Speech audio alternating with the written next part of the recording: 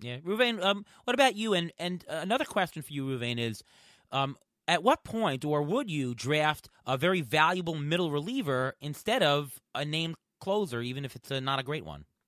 I think it depends on your whole roster construction. If you're light on strikeouts from your starting pitching, then you know what? Those higher leverage relievers that get all the strikeouts, they're going to benefit you a lot. Like a couple of years ago, Dylan Betances was one of the most valuable relief pitchers, and I think he maybe had 1 or 2 saves the entire season.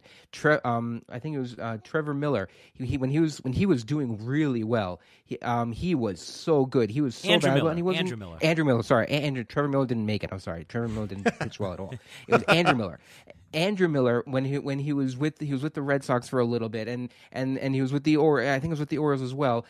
He just did so well, and he racked up so many strikeouts, and he was just so valuable. And he was able to. You can play that type of pitcher if you don't like a pitcher that's starting that week. They have a bad matchup or something like that. You throw that guy in, he can get the equivalent amount of strikeouts for that bad start pitcher, and keep your ERA and WHIP intact. Yeah, so my feeling is that the math tells you that there are middle relievers who are worth playing even if they don't get saves. Mm-hmm. However, I would not pay for them at a draft. I would not spend any draft capital. Yes. Because, sure, you can pay for an Andrew Miller and you can pay for a middle reliever that's awesome, but you don't have to. There's always going to be somebody that is going to turn into the next Devin Williams that you can get in season for nothing. I mean, I got Devin Williams in like 3 leagues last year for nothing. I picked him up on the waiver wire. You're better off not spending draft capital rather than putting any money to it in the draft. Now, that's not to say that I think it's a bad idea to draft the middle reliever.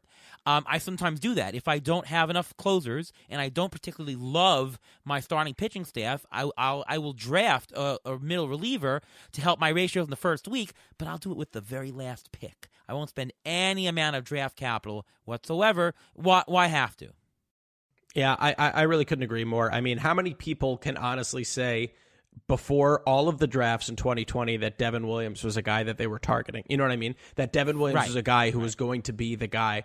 And you're right. There are just, especially in bullpens nowadays, go take your pick of anyone in the Rays bullpen and you're going to be fine. You can get an Aaron Bummer. You can get an Emmanuel Clase. Like, all of those guys are free in regular 12-team leagues. You don't need, and to be honest, that's also kind of why I don't mind taking guys who, especially if you have enough IL spots, who are going to be on the IL a little bit earlier, assuming you can get them late enough in drafts, because then you can fill those spots either with those middle relievers or with starting pitchers who have easy schedules to start the year, assuming that that's going to be your one streaming spot. Right. Let's talk a little bit about some specific closer situations. And Tampa Bay is a very interesting one because I don't think that they're going to pick one. I think that they're actually literally going to have Anderson have a couple of saves, Castillo have a couple of saves, Fairbanks have a couple of saves, and maybe the ball boy in left field have a couple of saves, and the guy giving the towels have a couple of saves. And that brings us to the injury gurus trivia question of the week.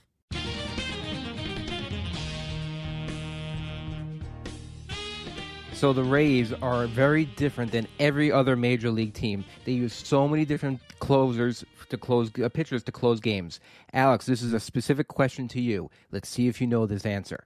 How many Rays collected a save last year?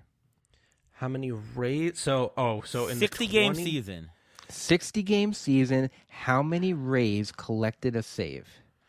Okay, so I'm pretty sure that in the 2019 it was 11. So if it was 11 in 2019, I'm going to say that it was about half that, and I'll say 5. No, it's more than that. It's more than that. You were close when you said 11. It was 12. 12 pitchers picked up a save. 12 guys. Look at the stats. 12 guys had at least one save on the Rays.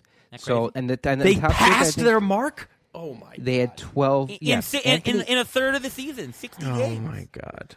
right? But I mean, you know what? It worked. They got to the World Series. It worked. They mixed and they matched. And just because they don't have a set closer, it doesn't mean it doesn't work. If a pitcher gets hot, Kevin Cash will just go with him, and that's exactly what he's going to do. He's going to use that pitcher until he's not hot anymore, or he decides the analytics are not right for him anymore, and they'll just change it around. And it seems to work. And you know what? When was the last time the Rays actually paid for a bullpen guy? I mean, you want to talk about maybe Fernando Rodney was the last guy they actually paid for somebody to be in the bullpen? All their guys, they're bringing up these guys who throw 100 miles an hour, and each one of them can get a save. Peter Fairbanks is worth a lot. Diego Castillo is worth a lot. Nick Anderson, they all have great ratios, and anyone can close on any team in the majors, not just the Rays. Just so much so, too, that they even got rid of Alvarado, too. They were like, yeah, we don't need him. We got plenty of others. Yeah. It's crazy. And Angel Pagan. Yeah. Yeah. Emilio Pagan. I'm sorry. I'm mixing up all the names. It was a long draft. I'm sorry.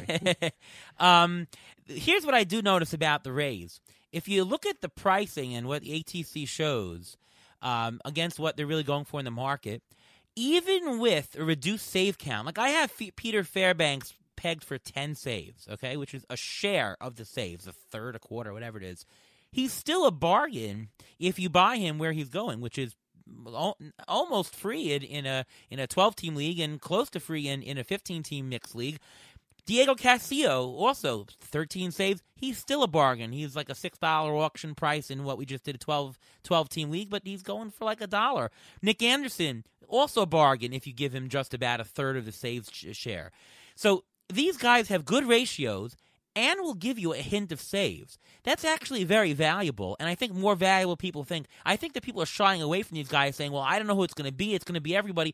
But if you combine the ratios plus the fact that I think that they're all guaranteed a save share, and it's going to happen, right? They're all going to get 10, at least 10 or so. Mm-hmm. I think that they're still a value.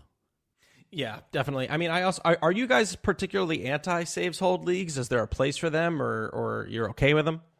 I'm okay with them.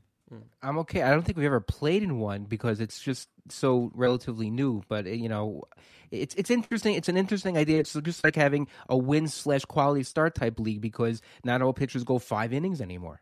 Yeah, I'm more interested in a wins quality starts league than saves hold. I think that's more of an important issue today. But to me, I'm of the opinion of give me the rules and I'll find a way to win. I'll take on that kind of thing. I want to move to the Minnesota bullpen. I personally think that Minnesota is going to do the same thing that Tampa Bay is doing. Ron Gardenhire is an analytics guy from the Rays, right?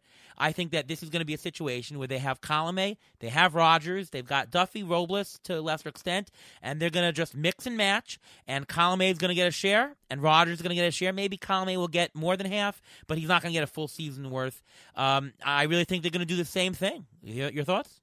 Yeah, for me personally, I kind of think that this harkens to a situation that we were kind of talking about before where it's almost like what the Braves had done in the past, where like Mark Melancon wasn't necessarily always their best closing option, but he always got the saves because they were using their more high leverage guys earlier. Their Will Smiths, their Chris Martins a little bit earlier. And I think we can probably both agree that when it comes to pure stuff, Taylor Rogers is the better pitcher, right, than Alex Coleman. Alex Coleman has the cutter that's been working for him forever, and Taylor Rogers is the slider, and that's pretty much it. But a nice slider, 16.1% swing strike rate last year, about 20% swing strike rate in 2019. So for me, I think it's going to be like when it comes to an actual save situation and they made it to the 9th, then Rogers may get there, but I wouldn't be surprised if he was utilized more as the fireman throughout the year, leaving Coleman more of the bulk of the saves by the year's end. You agree, Ruben? Well, I think it's going to be a big issue with the lefty-righty issue here. I think because Rogers is a lefty and because Coleman is a righty, and there's still the 3-batter minimum rule, I think that Coleman will get the bulk of the saves, but Rogers may come in and get like an inning and a third save. Coleman may only pitch the 9th inning, but I can see Rogers going the full inning and a third, that type of thing, because he's a lefty. I think they even may try to get Hansel Robles right again. He can be a good pitcher. When he's with the Mets, not so much. When he's with the Angels, he was actually very good and very effective. And if they can get him in the right frame of mind, they can turn him around like they've done in other people with that bullpen, then I think he is a sleeper to get some saves also. Angels have turned some people into good pitchers, I'll tell you that. No, so if I had to guess, it's going to be 2/3, 1/3. But I think that what they're going to do is, I think that it's going to be your day. Colome will go 2 of the days, Rogers will go 1 of the day, and they'll alternate. I really think they're going to do that situation. Let's do 4 more quick hits. Just quickly, what do you think's going on?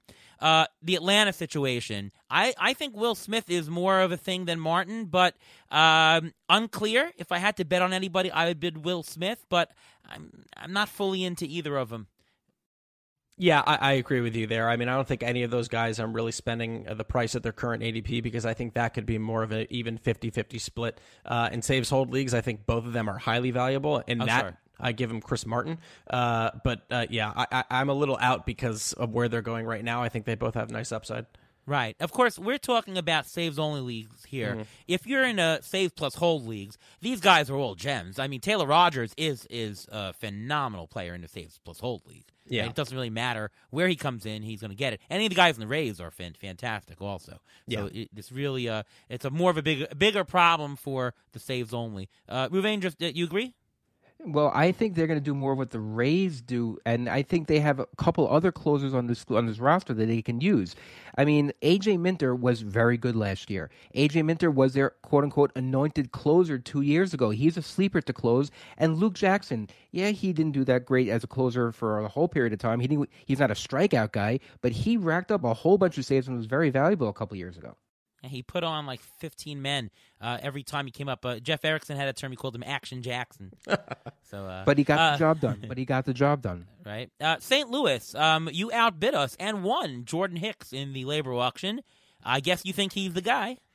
I do. You know, it's funny. Every time we think that the Cardinals seem like they're going to make the more analytically driven decision, they don't. Like, it seems like they might just be one of those organizations that still believes in, like, capital C closer. I think Hicks has the best stuff of all of them, although Ryan Helsley and Giovanni Gallegos, I think, obviously have great stuff as well. Hicks, I think, you guys clearly remembered because you were bidding there with us. His stuff is electric, right? His stuff is absolutely electric. He's closer stuff. I don't really see Alex Reyes getting the bulk of those shares. I still think they may want to turn him into a long relief guy. So, I mean, this is all conjecture, of course, but if I'm a betting man like I was tonight, I'm putting my money on Hicks. Yeah, we had Stefania Bell on the show earlier this week, and she thinks that Hicks looks fine, and because of the layoff from last year, is in a better shape. You agree, Ruvain? Yeah, his velocity, I think he threw the ball 102 the other day. I think he's perfect. I think he's perfectly fine. I think he's healthy. But I think they're going to try to ease him back into the close role. He's not going to pitch every other day.